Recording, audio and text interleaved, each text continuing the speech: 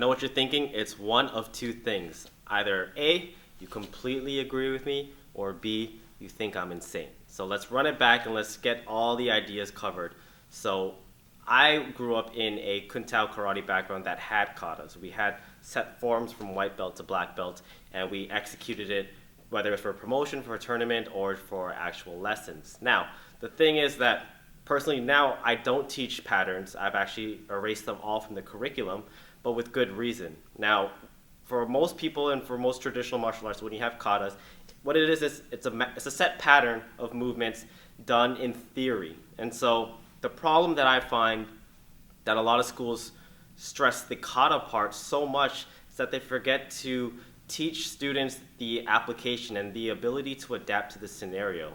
And so in a kata, when let's say you have block, punch, sweep, that block is based off of one strike and one strike only. And that strike can change on its own in real life application. You don't know what angle it's going to be. Like if I threw a cross, my cross can come from here, my cross can come from here. It could be a little more wider, it could be an overhand. I don't know if my block is going to be able to block that specific punch. I might have to switch techniques.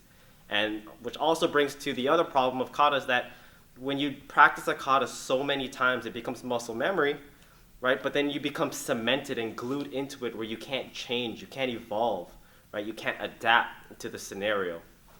And so that's probably my biggest problem with it, which is why I don't think it works in order for direct or practical application. Now, I'm not saying the moves in the kata don't work for practical application, but in the series that it is trained or practiced, I don't believe that it is 100% true. And now, the things I do take away from kata, and first of all, I think they're great for what they are, without any kind of perspective from this side or this side. I think they're great. I think they deserve a lot more credit than the community gives them. It takes so much precision, it takes so much control, a lot of physical ability that you don't necessarily understand from the outside. It's beautiful to watch, and I think those are the attributes that shine the most. And so, for instance, you get into a lot of techniques in katas where you have these cutting techniques. It's very sharp, it's very precise, and it's very quick. So you see something like, right? And it's very quick, it's very sharp, right? The precision has to be perfect every single time. And those attributes will ultimately, if you practice those, it'll bring it into practicality. It'll bring it to everything you do.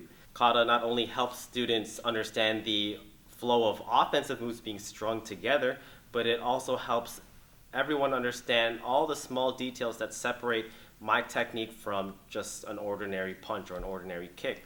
All the small things where the power is generated, body mechanics, they're all embedded into katas.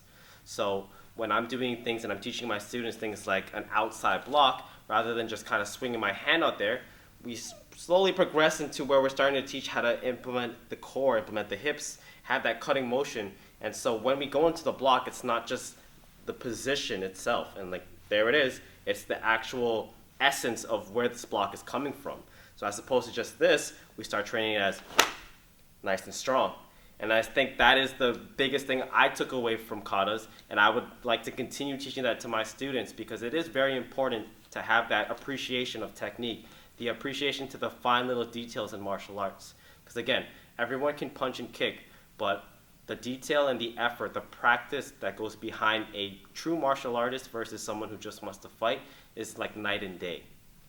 And so when you are able to take and draw from the kata what you feel is very effective, in my case, it's that sharpness, it's that ability to execute in fine precision, then you can start applying it into different drills that are a little more applicable. And as you practice it, muscle memory, it eventually develops into your sparring, and hopefully it develops into self-defense. So with all of the whole kata debate, yes, it is absolutely beneficial, only if you can draw the concepts that are going to help you all around, and especially for the purpose that you're training.